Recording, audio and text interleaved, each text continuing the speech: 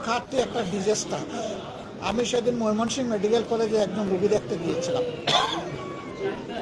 যে দৃশ্য দেখে আসছে এটি হাসপাতাল বলা যাবে না, এটাকে বড়জোর একটা বাজার বলা যেতে পারে। সেখানকার চিকিৎসকরা, কর্মরত কর্মচারী কর্মকর্তারা হিমশিম খান।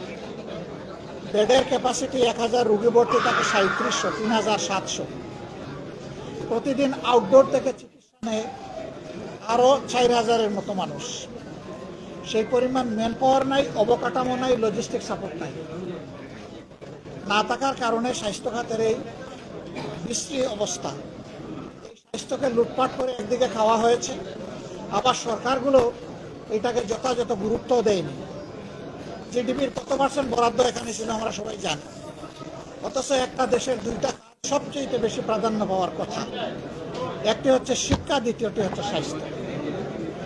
এই দুই খাতেই আমাদের উপেক্ষা এবং বঞ্চনা। শিক্ষা খাতে বিশেষ করে রিসার্চের কোনো ব্যবস্থা নেই। আমাদের দেশে অনেকগুলা মেডিকেল বিশ্ববিদ্যালয় হয়ে গেছে, সেখানেও রিসার্চের কোনো ব্যবস্থা নেই। পাবলিক বিশ্ববিদ্যালয়, ফকিরের ভিক্ষা দেওয়া হয় সেখানে।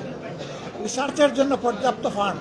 বিশ্ববিদ্যালয় মানেই হচ্ছে এটা রিসার্চ বেস একটা প্রতিষ্ঠান। সবগুলা দেখলাম আমরা। আমের ওয়ার্ড এবং আইসিইউ ছাড়াও আরও কিছু ওয়ার্ড আমরা পরিদর্শন করেছি। তারা তাদের সামর্থ্যের ভিতরে সর্বোচ্চটা দেওয়ার চেষ্টা করছেন, কিন্তু সামর্থ্যের সীমাবদ্ধতা আছে। আমরা এই ব্যাপারে কথা বলবো, কাজ করবো ইনশাআল্লাহ। আপনারা জানেন যে বাংলাদেশ জামাত ইসলামী সামাজিক কল্যাণে সবসময় চিন্তা করে এবং কিছু কন্ট্রিবিউশন রাখার চেষ্টা করে। এই হাসপাতালে সেই সুযোগ আছে। আমরা তাদেরকে একটা বিষয় আশ্বস্ত করেছিলাম, তারা এর বাইরে গিয়ে আরেকটা বিষয় আমাদের কাছে প্রত্যাশা করেছেন। এখানে ব্রঙ্কোস্কোপির জন্য ব্রঙ্কোস্কোপ নাই, অথচ ম্যাক্সিমাম শিশু আছে এই সমস্যা নেই। তারা এইটুকু আমাদের কাছে প্রত্যাশা করেন।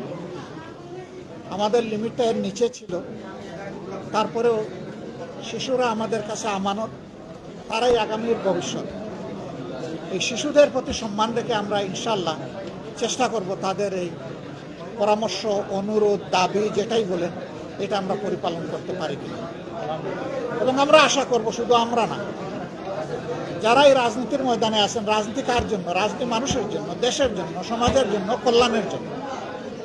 সেখানে শুধু সরকারে গেলে সরকারি ফান্ড দিয়েই রাজনীতি করতে হবে, এই রাজনীতিতে আমরা বিশ্বাস করি না। বরঞ্চ নিজের পকেটের পয়সা দিয়েও জনগণের কল্যাণে প্রমাণ করতে হবে যে না, আমরা জনগণের কল্যাণ চাই। আমরা এই কাজ আমাদের সামর্থ্যের ভিতরে করার চেষ্টা করি। এখানেও আমরা এই জন্য তাদেরকেও ধন্যবাদ জানাই। তারা গ্রহণ না করলে পারতেন। আমরা এর মধ্য দিয়ে অন্যান্য দলকে অনুরোধ করবো, আসেন, দেখেন, সবাই শেয়ার করি। আমরা যদি সবাই একটু একটু করে শেয়ার করি তাহলে ইনশাল্লাহ অনেকগুলো সমস্যা দূর হবে। হ্যাঁ, সরকার এখানে হামের আইসিইউ করে দিয়েছেন, ধন্যবাদ, কিন্তু আরও অনেক কিছু করার দায়িত্ব সরকারের আছে। আমরা সেটাও দেখতে চাই সরকারের পক্ষ থেকে। এখন বলবেন যে আপনারা সরকারে না থাকলে কি এরকম বলতেন? বলতাম। আমরা সরকারে না থেকেও যদি জনকল্যাণে চিন্তা করি এবং অবদান রাখতে চাই, তাইলে সরকারে গেলে কি করতাম এখান থেকে এটা প্রমাণিত। আমরা ইনশাআল্লাহ, আল্লাহ যদি কোনোদিন এই সেবার সুযোগ আমাদেরকে দেন, আমরা যেভাবে বলেছি 1 নম্বর খাত আমাদের শিক্ষা, 2 নম্বর খাত আমাদের স্বাস্থ্য। সুশিক্ষা থাকলে একটা জ্ঞানী, আর যদি জনস্বাস্থ্য ঠিক থাকে তাহলে একটা সুস্থ সবল জাতি আমরা পাবো। তখন দেশটাকে মনের মতো করে গড়া যাবে ইনশাআল্লাহ। আপনারা দীর্ঘক্ষণ অপেক্ষা করেছেন।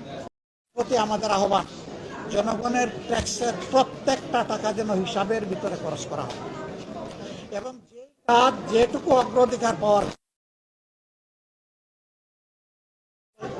আশা করা যায় অতীতের দুর্নীতির করাল গ্রাস থেকে বাংলাদেশ বেরিয়ে আসবে। কিন্তু সরকার যদি একই পথে হাঁটেন তাহলে আমাদের কাজ হবে এই অন্যায়ের প্রতিবাদ করা এবং ক্ষেত্র বিশেষে প্রতিরোধ গড়ে তোলা, সবাইকে সাথে। ধন্যবাদ সবাইকে। আসসালামু আলাইকুম ওয়া রাহমাতুল্লাহ। ইমার্জেন্সি কখনো নোটিশ দিয়ে আসে না, ইমার্জেন্সির মতোই আসে। ইমার্জেন্সি যখন আসে তখন স্বাভাবিক কাজ কাম কিছুটা স্থগিত ইমার্জেন্সিকে প্রায়োরিটি দিয়ে এই দিকেই সব কিছু অ্যাটেনশন দিতে হবে। আমরা সংসদে অনেক কিছু শুনি, সরকারি দলের প্রাপ্ত মন্ত্রী, তখন আমরা আমাদের দেশে তেমন কোনো সমস্যা খুঁজে পাই না, কিন্তু সমাজের কাছে যখন যাই দেখি আমরা সমস্যার পাহাড় জমে আছে। আপনি কোন জায়গায় গেলেন না গেলেন এটা তাদের ব্যক্তিগত রুচি অভিরুচির ব্যাপার, তবে আমাদের পজিশন হচ্ছে রুম পড়লে নির্মূল হয়ে আমরা বাঁশি বাজাবো না। আমরা যখন রুম পড়বে তখন সেই আগুন নেবানোর চেষ্টা করব, এটাই আমাদের অগ্রাধিকার হবে ইনশাআল্লাহ।